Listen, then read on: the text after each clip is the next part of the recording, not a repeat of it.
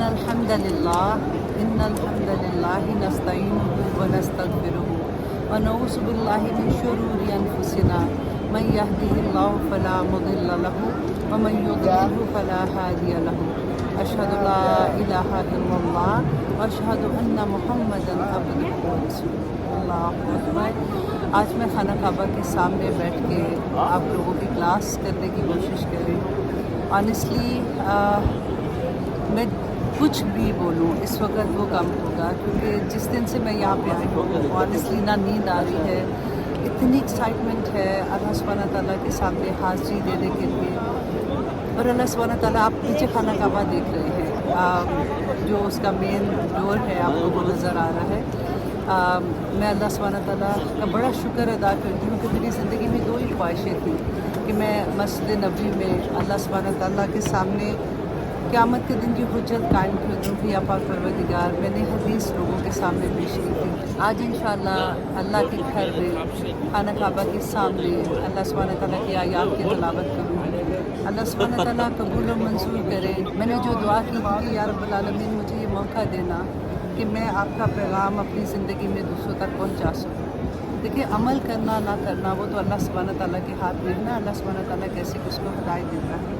لیکن اللہ سبحانہ تعالیٰ سے یہ دعا ہے کہ اللہ سبحانہ تعالیٰ مجھے یہ موقع دے دے کہ میں اس کا پیغام سب لوگوں تک پہنچا سکوں۔ پھر وہی بات کہوں گی کہ جس کے ہاتھ میں سیل فون ہے اور وہ اردو بولنا اور سمجھنا جانتا ہے، اللہ سبحانہ تعالیٰ سے اس گھر میں بیٹھ کے یہ دعا کرتی ہوں کہ یا پاک پروردگار مجھے یہ موقع عطا کرنا کہ میں اس تک پہنچ جاؤں۔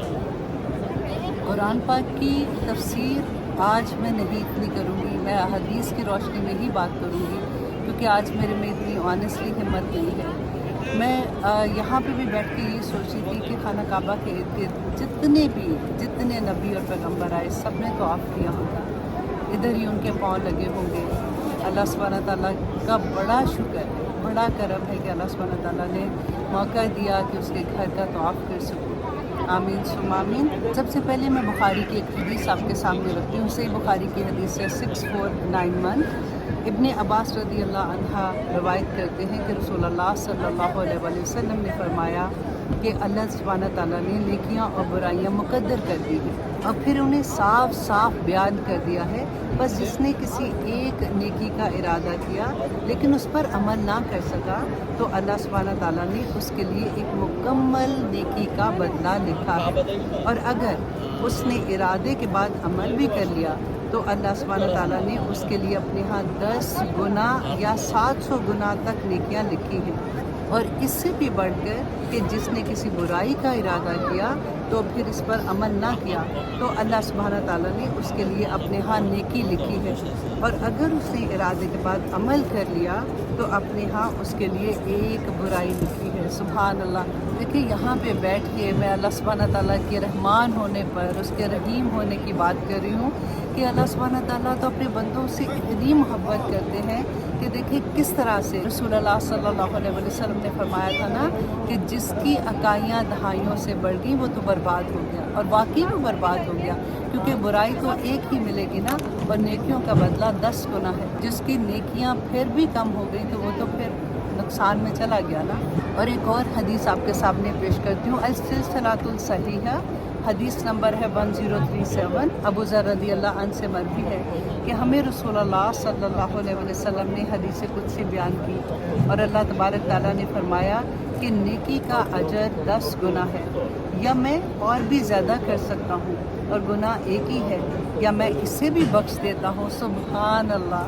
اللہ سبحانہ تعالیٰ فرماتے ہیں کہ اگر تم زمین بھر کر گناہ لے کر میرے پاس آؤ گے اور اس حال میں آؤ کہ تم نے شرک نہ کیا ہو، اس حال میں آؤ کہ تم نے شرک نہ کیا ہو، تو میں زمین بھر کر مغفرت لے کر تم کو ملوں گا۔ سبحان اللہ۔